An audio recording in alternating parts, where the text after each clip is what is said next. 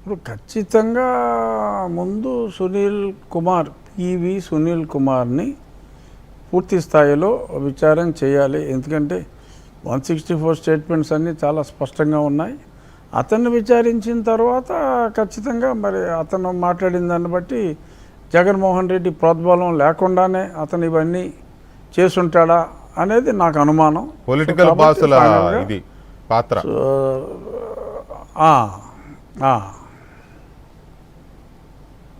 అవునండి.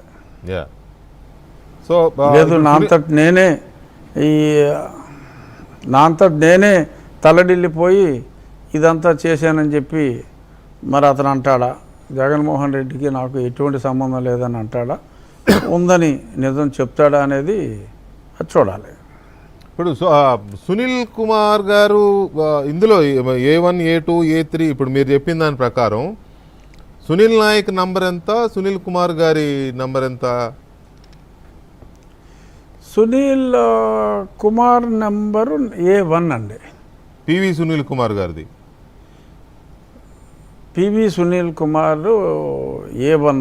ఎందుకంటే అతను ముఖ్య పాత్రధారి, మొత్తం అంతా నడిపించింది అంతా కథానాయకుడు, మెయిన్ కథానాయకుడు అతనే. కాబట్టి అతను అప్పట్లో ఉన్న కొంచెం ఇంటెలిజెన్స్లో డైరెక్ట్గా ఉన్నా లేకపోయినా ఇంటెలిజెన్స్ వ్యవహారాలు అన్నీ చూసే మన సీతారామాంజనేయులు గారు ఆయన A2, Jaganmohan Reddy A3, Vijay Paul A4.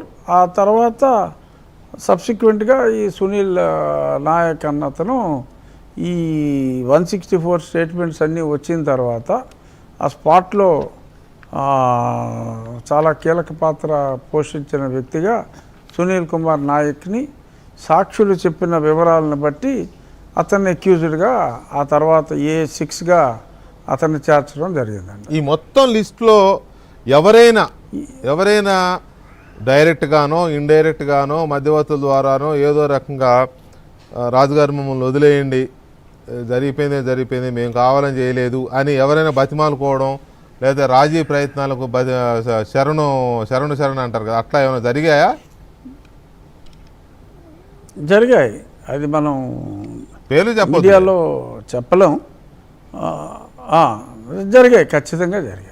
అంటే అధికారులా లేకపోతే నాన్న ఆఫీసర్సా? లేదు అధికారులే. ఓకే, అదే నేను విన్నాను. బట్ అది మీరు దాన్ని అధికారి వేరే వాళ్ళ అధికారి చెప్పింది కూడా ఏంటంటే ఏ అధికారో, ఇక్కడ 3-4 అధికారులు ఉన్నారు కదా, ఏ అధికారో నేను చెప్పకూడదు, కానీ అధికారి మాటగా నాకు వచ్చింది ఏంటంటే అసలు అతను ఇవాళ రాజుగారు బతుకున్నాడంటేనే దానికి కారణం నేను, కనీసం చంపకుండా వదిలేసేమో అన్న గ్రాటిట్యూడ్ అన్నా ఉండాలి కదా అని కూడా చెప్పడం జరిగింది. చంపకుండా వదిలేశారా? అది బాగుంది. సో సరే, మళ్ళీ అదేదో పెద్ద కేసు అవుతుంది. ఇప్పుడు ఏదో కృష్ణలం కేసులాగా ఆయన ముందే ఊహించి ఎందుకు వచ్చిన గొడవరా బాబు, ఎంపీని లేపేసామంటే మొత్తం అసలుకే అసలు వస్తుందని చెప్పి భయంతో వదిలేసి ఉండొచ్చు. కానీ ఏదైనా వదిలేసింది తర్వాత సంగతి తర్వాత, ఇప్పుడు ముందు బతుకున్నాడంటే కారణం నేనే కదా అన్న ఆ పాయింట్ కూడా ఒక అధికారి తీసుకోవడం జరిగింది. అంటే నేను కూడా ఏదో సునీల్ కుమార్ గారు అంటే నాతో కాదు బయట ఎవరితోనో అసలు ఆ విషయంలో ఈ ప్రస్తావన వచ్చినప్పుడే నేను తప్పు, అది కరెక్ట్ కాదు అని నేను సైట్ చేస్తేనే ఎవరో రెడ్డి గారు, ఇంకొక IPS రెడ్డి గారి ద్వారా నడిపించే ప్రయత్నం చేశారు. అదని ఆయన ఏదో దాన్ని తనకు సంబంధం లేదు అని చెప్పుకునే ప్రయత్నం చేసినట్టుగా నేను విన్నాను. ఎవరో థర్డ్ పర్సన్ చెప్తూ ఉంటారు కదా. సో ఎనీవే, అది ఒక ఆస్పెక్ట్ అనుకోండి. ఇప్పుడు మీరేమో అసలు సునీల్ కుమారే కీలకం అని మీరు అంటున్నారు. ఆయన ఏదో లేటెస్ట్ ట్వీట్ చూశాను, నిన్న ఇవాళ చూశాను ఆయన ట్వీట్. తన పైన దుష్ప్రచారం, తన పరువు నష్టం కలిగించే విధంగా ప్రచారం చేస్తున్నారు ఆయన భార్య గారు, అలాగే బావమరిది గారు అండ్ అంటే పివి రమేష్ గారు ఉన్నారు కదా, అది ఇంకో కేసు, ఇంకో కేసే. అది మీడియాను కూడా ఇన్వాల్వ్ చేశారు ఆయన, సమ్ సెక్షన్ ఆఫ్ మీడియా, వీళ్ళందరి సంగతి అవునవును చూశానండి. చూసారా మీరు? చూసా. అంటే ఇవాళ ఆయనే పెట్టాడు ట్వీటు, ఆయన పెట్టిన ట్వీట్ని నాకు ఎవరో పోస్ట్ చేస్తే బ్రదర్ ఇన్ లా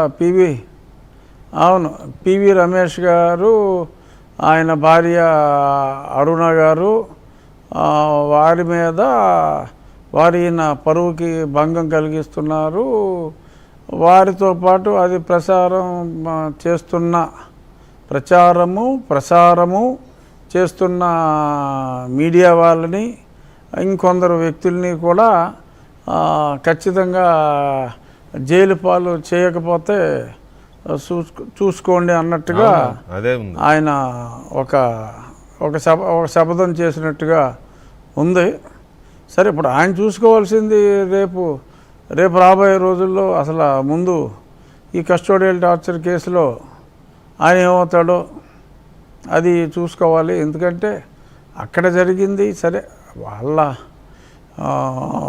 వారి శ్రీమతి వారి పతి చేస్తున్న అతి మీద మరి ఆవిడ పోలీసులకి కంప్లైంట్ ఇచ్చి తెలంగాణ సిఐడి కోర్టులో కంప్లైంట్ ఇస్తే అది వాళ్ళ కేసు రిజిస్టర్ వేరియస్ సెక్షన్స్ కింద, రిలవెంట్ సెక్షన్స్ కింద అక్కడ సిఐడి, తెలంగాణ సిఐడి, అప్పటి ఆంధ్ర సిఐడి, ఆవిడ పతి అయిన అప్పటి ఆంధ్ర సిఐడి మీద ఆ కేసు రిజిస్టర్ అవ్వటం, ఇవన్నీ కూడా అది హైకోర్టు దాకా వెళ్ళటం, ఆ తర్వాత పివి రమేష్ గారి తండ్రి గారు ఆంధ్ర హైకోర్టులో నా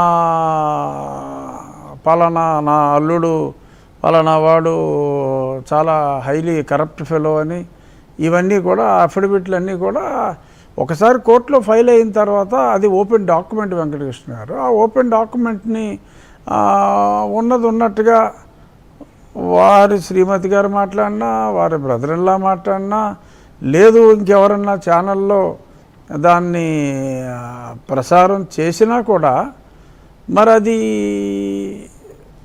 అది మరి నేరం ఎలా అవుతుంది?